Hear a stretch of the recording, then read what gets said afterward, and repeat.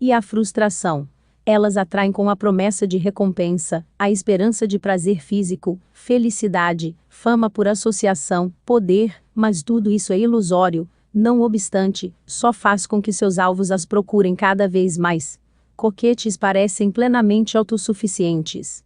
Não precisam de você, parecem dizer, e seu narcisismo tem um ar diabolicamente sedutor. Você pode querer conquistá-las, mas são elas que dão as cartas. A estratégia da coquete é jamais oferecer a satisfação total. Imite a alternância de calor e frieza da coquete, e você manterá o seduzido nos seus calcanhares. Chaves para personagem. Mulheres narcisistas são extremamente fascinantes para os homens. O encanto de uma criança está em grande parte no seu narcisismo, na sua autossuficiência e inacessibilidade, assim como o encanto de certos animais, que parecem não se importar conosco, como os gatos. É como se lhes invejássemos o poder de conservar um estado mental de felicidade, uma posição de libido incontestável, que nós mesmos já abandonamos, faz muito tempo. Sigmund Freud. Segundo o conceito popular, coquetes são consumados implicantes, especialistas em despertar desejo com uma aparência provocante, ou uma atitude atraente. Mas a verdadeira essência dos coquetes está na sua habilidade para prender as pessoas emocionalmente e conservar as vítimas em suas garras até muito tempo depois das primeiras cócegas de desejo. Esta é a habilidade que os coloca nas fileiras dos sedutores mais eficazes. Para entender o poder peculiar do coquete, é preciso primeiro compreender uma propriedade importantíssima do amor e do desejo. Quanto mais óbvia for a sua perseguição, maior a probabilidade de você estar afugentando a sua presa. Excesso de atenção pode ser interessante por uns tempos, mas logo começa a ficar enjoativo, e finalmente se torna claustrofóbico e assustador. É sinal de fraqueza e carência, uma combinação nada sedutora. Quantas vezes cometemos esse engano, achando que a nossa presença persistente garante alguma coisa? Mas os coquetes têm uma compreensão inerente desta dinâmica.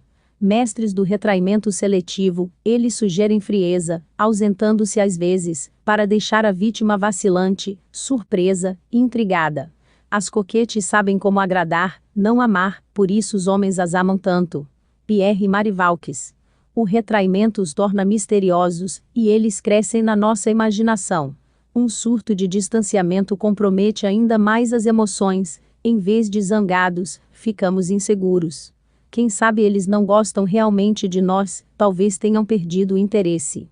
Com a nossa vaidade em jogo, sucumbimos ao coquete só, para provar que ainda somos desejáveis. Lembre-se, a essência do coquete não está na implicância, ou na tentação, mas no passo atrás subsequente, no retraimento emocional. Essa é a chave do desejo que escraviza. Uma ausência, a recusa a um convite para o jantar, uma aspereza inconsciente, não intencional funcionam melhor do que todos os cosméticos e roupas elegantes do mundo. Marcel Proust. Coquetes não são emocionalmente carentes, são autossuficientes. E isso é surpreendentemente sedutor. A autoestima é decisiva na sedução. A baixa autoestima repele, a segurança e a autossuficiência atraem. Quanto menos você parece precisar dos outros, maior a probabilidade de que eles se sintam atraídos por você. Compreenda como isso é importante em todos os relacionamentos, e verá que é mais fácil ocultar a sua carência. A mulher, para conservar por mais tempo seu poder, deve tratar mal seu amante. Ovídio. O coquete deve antes de tudo ser capaz de excitar o alvo das suas atenções. A atração pode ser sexual, o fascínio da celebridade, o que for necessário. Ao mesmo tempo, o coquete envia sinais contrários que estimulam reações contrárias, mergulhando a vítima na confusão. A coqueteria depende de se criar um padrão, para manter a outra pessoa insegura. A estratégia é extremamente eficaz. Tendo experimentado um prazer, queremos repeti-lo, assim o coquete nos dá prazer, depois o retira. Há um modo de se representar a própria causa, e, ao mesmo tempo, tratar a audiência com tamanha frieza e condescendência, que ela inevitavelmente percebe que isso não é para agradá-la. O princípio deve ser sempre o de não fazer concessões, a quem não tem nada para dar, mas tudo para ganhar de nós. Devemos esperar que nos implorem de joelhos, ainda que demore muito tempo para isso acontecer. Sigmund Freud, numa carta a um aluno. Os coquetes não são ciumentos, isso enfraqueceria a sua imagem de fundamental autossuficiência. Mas são mestres em despertar ciúme. Prestando atenção a uma terceira pessoa, criando um triângulo de desejo, eles sinalizam às suas vítimas, que talvez não estejam interessados. Esta triangulação é extremamente sedutora, em contextos sociais assim como eróticos. Lembre-se de manter uma distância emocional e física.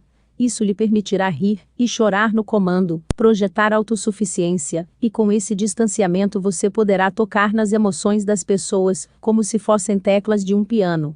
Símbolo: a sombra. É impossível agarrá-la. Corra atrás da sombra, e ela foge. Vire as costas, e ela segue você. É também o lado oculto das pessoas, o que as faz misteriosas. Depois que elas nos deram prazer, a sombra do retraimento nos faz desejar que voltem, como as nuvens nos fazem desejar o sol. Encantador. O encanto é a sedução sem sexo. Os encantadores são consumados manipuladores, que mascaram a esperteza criando um clima de prazer e conforto. O método é simples. Eles desviam as atenções de si mesmos para focalizá-las no seu alvo. Eles compreendem o seu espírito, sentem a sua dor, adaptam-se ao seu humor. Na presença de um encantador, você gosta mais de si mesmo. Encantadores jamais discutem ou brigam, queixam-se ou implicam, o que poderia ser mais sedutor. Ao atraí-lo, com sua indulgência eles o fazem dependentes deles, e o poder que exercem aumenta. Aprenda a usar o feitiço da pessoa encantadora mirando os pontos fracos básicos dos outros. Vaidade e autoestima. A arte do encanto. Aves são atraídas com apitos que imitam seus cantos, e homens com as frases mais de acordo com suas próprias opiniões. Samuel Butler. A sexualidade é extremamente destruidora. As inseguranças e emoções, que ela desperta muitas vezes, abreviam um relacionamento que poderia ter sido mais profundo e duradouro. A solução do encantador, ou da encantadora, é satisfazer os aspectos da sexualidade, que são tão fascinantes e viciam tanto. A atenção focalizada, o reforço da autoestima, a corte agradável, a compreensão, real ou ilusória, mas subtrair o sexo em si. Não é que o encantador reprima, ou desencoraje a sexualidade, oculta sob qualquer tentativa de encantamento, existe uma provocação sexual, uma possibilidade. Encanto não existe sem um toque de tensão sexual. Ele não se sustenta, porém, se o sexo for mantido à distância, ou em segundo plano. Você sabe o que é o encanto. É ouvir um sim como resposta sem ter perguntado nada. Albert Camus. A palavra encanto vem do latim incantare, e está associada a algo mágico que fascina. O encantador implicitamente capta esta história, lançando seu feitiço ao dar às pessoas algo que prende a atenção delas, que as fascina. E o segredo para capturar a atenção das pessoas, enquanto se reduz a sua capacidade de raciocínio, é atingir aquilo sobre o qual elas têm menos controle. O seu ego, a sua vaidade e a sua autoestima.